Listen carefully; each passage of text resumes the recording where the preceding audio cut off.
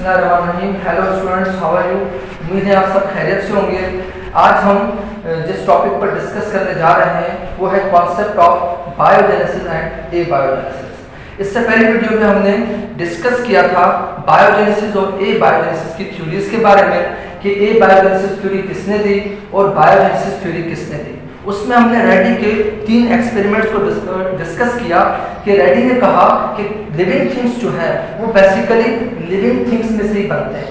कोई living thing मौजूद होगा तो उसमें से दूसरा लिविंग थिंग बनेगा। इस थ्योरी को कहा गया बायोजेनेसिस।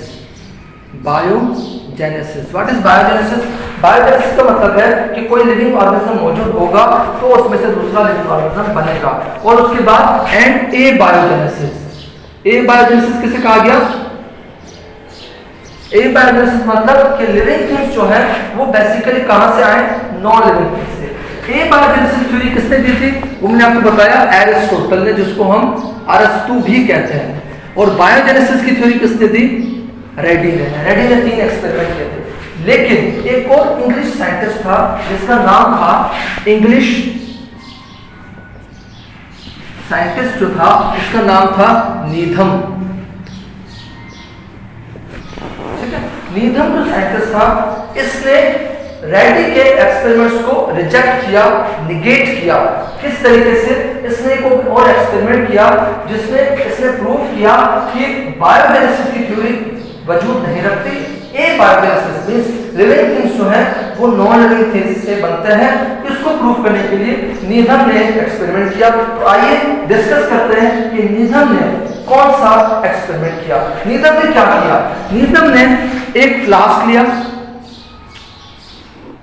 नीथम ने क्या किया? एक फ्लास्क लिया और उस फ्लास्क के नीचे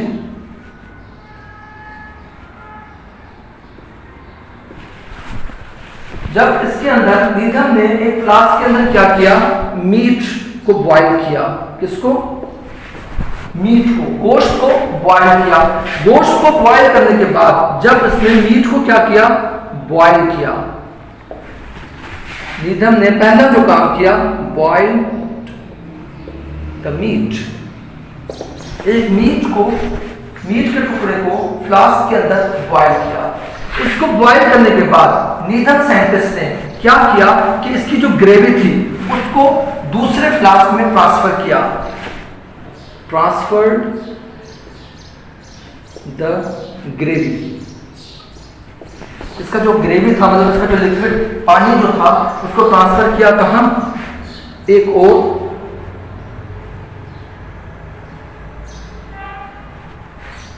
फ्लास्क में। और उस फ्लास्क को क्या कर दिया? बंद कर दिया।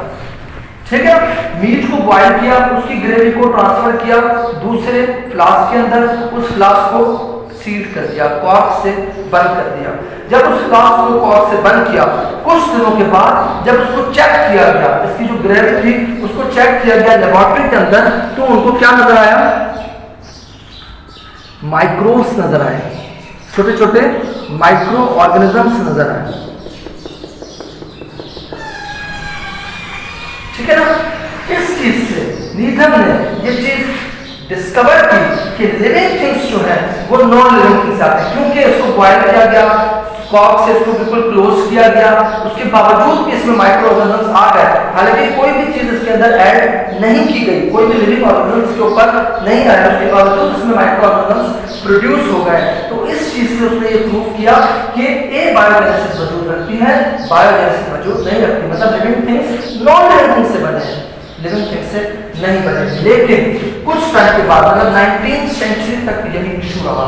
In the mid 19th century तक यही इशू रहा कि आया बायोजेनेसिस की थ्योरी सही है या ए बायोजेनेसिस की थ्योरी। उसके बाद एक और फ्रेंच साइंटिस्ट आया। फ्रेंच साइंटिस्ट, जो फ्रेंच साइंटिस्ट था जिसको माइक्रोबायोलॉजी में एक बड़ा नाम है जिसका, उसको कहा जाता है ल्यूइस पास्चर। ल्यूइस पास्चर जो साइंटिस्ट था उसने एक और एक्सपेरिमेंट किया, लेकिन उस एक्सपेरिमेंट को सेपरेटली नहीं किया। बहुत बड़े बायोलॉजिस्ट की एक कमीशन बनी, वो कमीशन बनी उनकी, और वो सारे लोग साथ बैठकर उन्होंने इस एक्सपेरिमेंट को ऑब्जर्व किया। ल्यूइस पास्चर ने क्या किया, पहली चीज जो ल्यूइस पास्चर ने की वो ये कि उसने S shaped curved long flask, Louis Pasteur ने क्या किया, एक स्पेशल टाइप का फ्लास्क लिया। मतलब ये सिंपल फ्लास्क है, लेकिन ल्यूइस पास्चर ने एक स्पेशल टाइप का फ्लास्क लिया, ऊपर एक ल्यूइस पास्चर ने क्या किया कि एक कर्व शेप उसके ऊपर एस की तरह का शेप था। मैं यहाँ बना देता हूँ आपके लिए कि वो किस तरीके का फ्लास्क था जो ल्यूइस पास्चर ने लिया।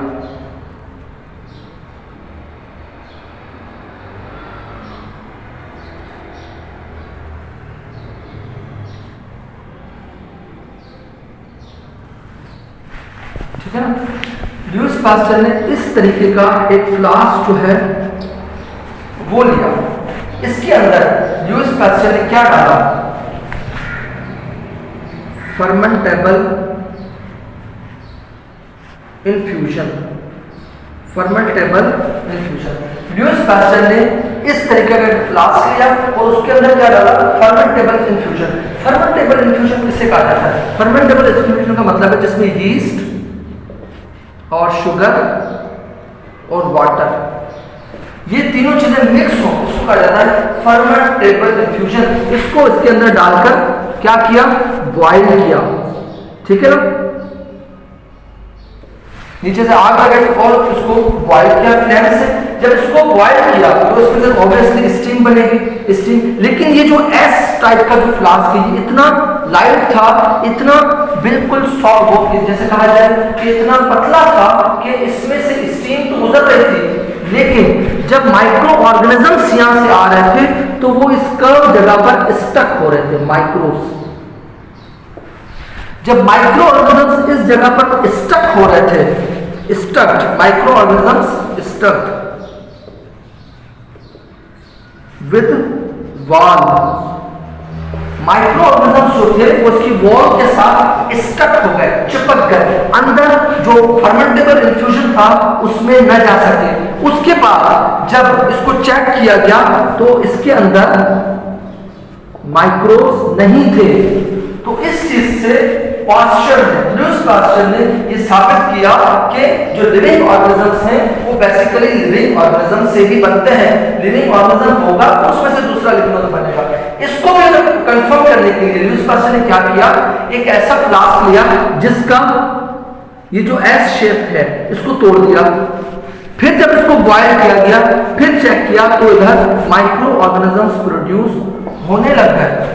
तो इट मींस इस फ्लास्क की वजह से माइक्रो ऑर्गेनिजम्स जो हैं वो इधर ही स्टक हो जाते थे, इसकी वजह से वो उसमें ट्रांसफर ना हो पाए, क्योंकि अगर हवा से इस तरीके से जा पाए, माइक्रो ऑर्गेनिज्म जा नहीं पाए, इस वजह से उसमें ग्रोथ ना आई। तो इसको हम कहेंगे नो ग्रोथ, नो ग्रोथ।